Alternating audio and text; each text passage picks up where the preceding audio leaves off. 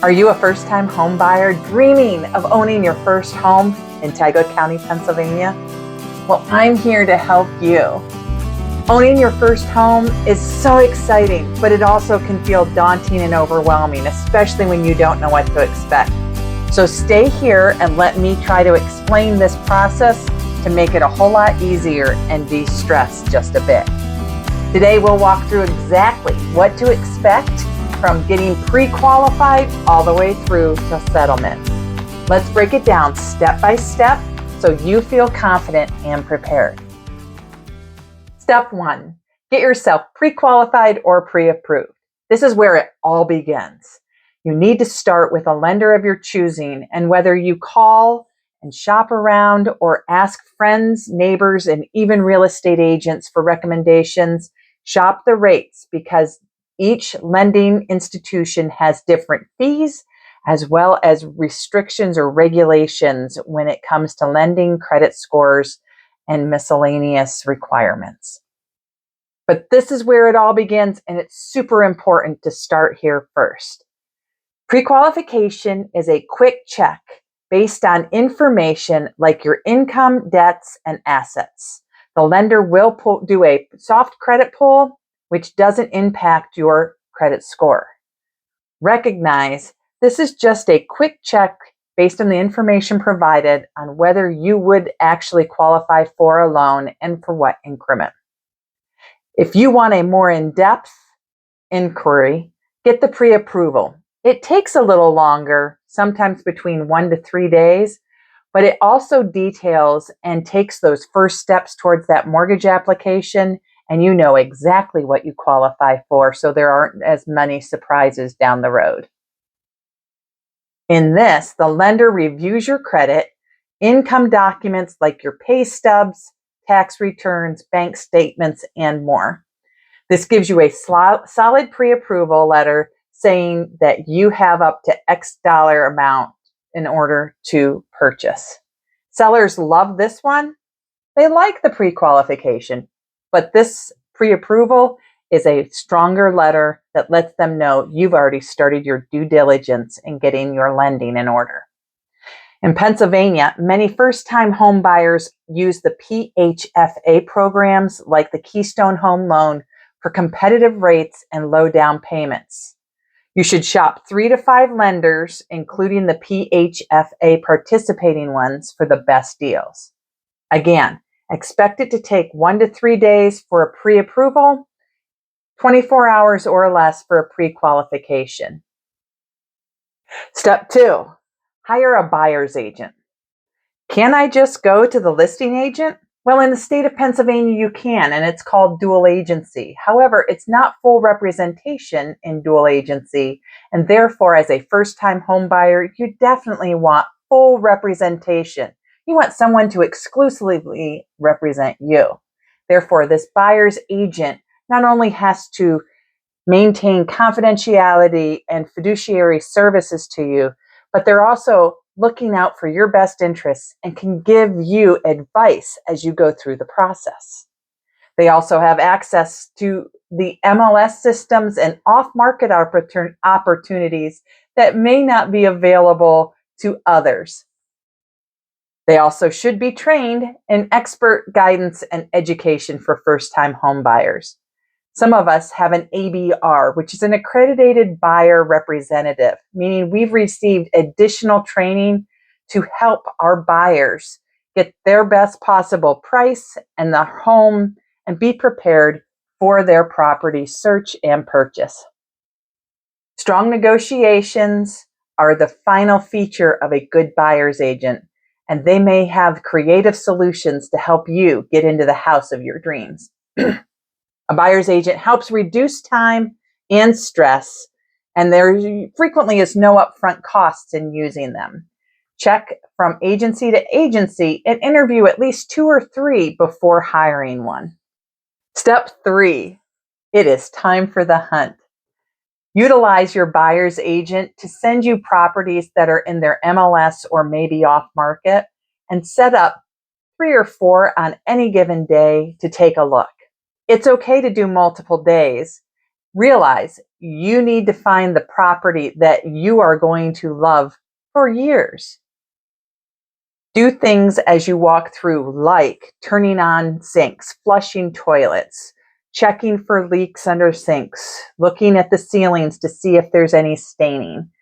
Don't be afraid to ask questions, but always be mindful that there could be devices that are inadvertently listening to you, like the Ring doorbells or any of those audio devices that are in homes listening to turn on music or the like.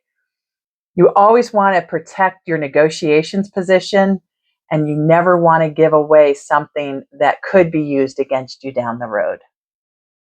Step 4, you found the house and it's time to write the contract. So now what?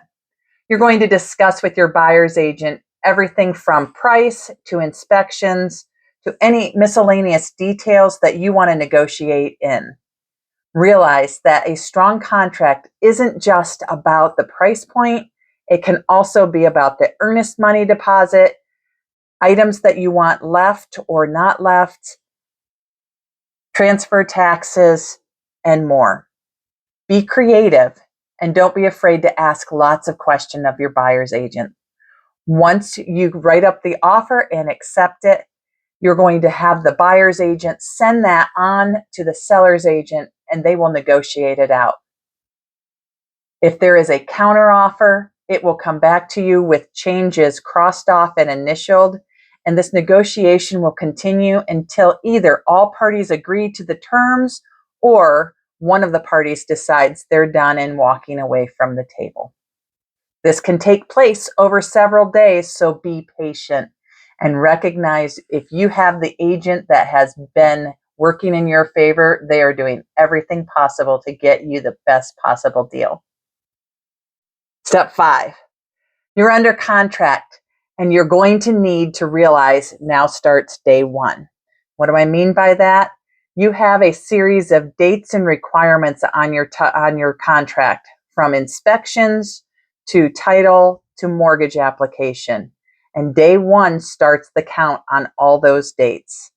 You need to formally apply for your mortgage. You need to select either a lawyer or a title company to do your title search on the property, and hire inspectors to complete any contingency that has been selected in the process. Your buyer's agent should be keeping track of the dates and following up with you regularly to make sure that you are accomplishing all of these tasks.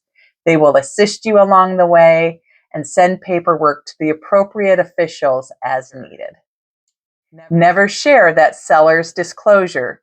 Realize that is one of those things that should be kept in private unless required per your financing.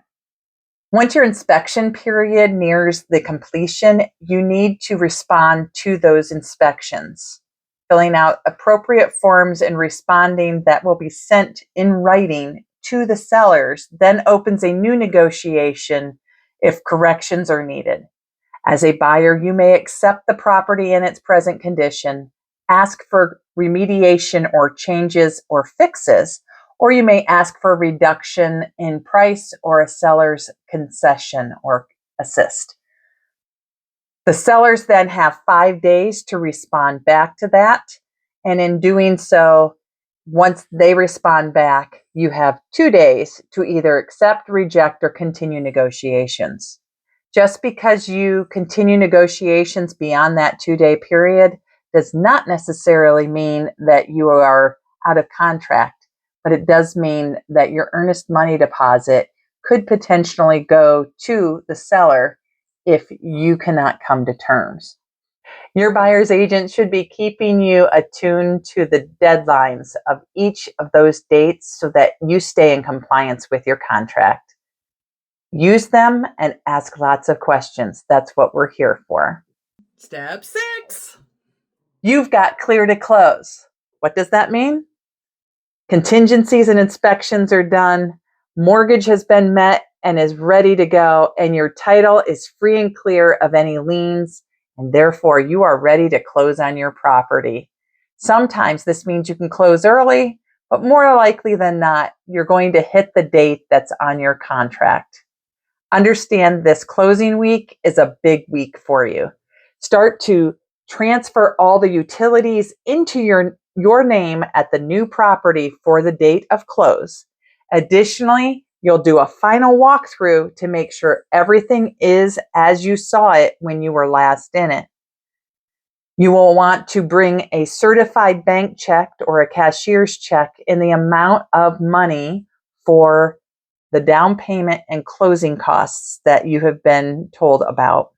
Additionally, you'll want to have your license or a government issued photo ID so that the title company or lawyer may take a copy of it for government reporting. And finally, you're going to show up the day and time of closing to sign all those papers and get the keys for your property. And you've done it. Expect this process to take anywhere from 30 days to 90. That's on average. We are starting to see with this shift in market, it ebbing back closer to that 45-day mark. But many lending institutions can still get this accomplished in 30 days if you're organized. If you have questions, don't be afraid to ask your lender, your agent, and even those who have just recently gone through this. More often than not, your realtor is your best asset. And so ask her or him lots of questions. We are here to serve you, and we know this market better than anyone else. And that's it. You did it.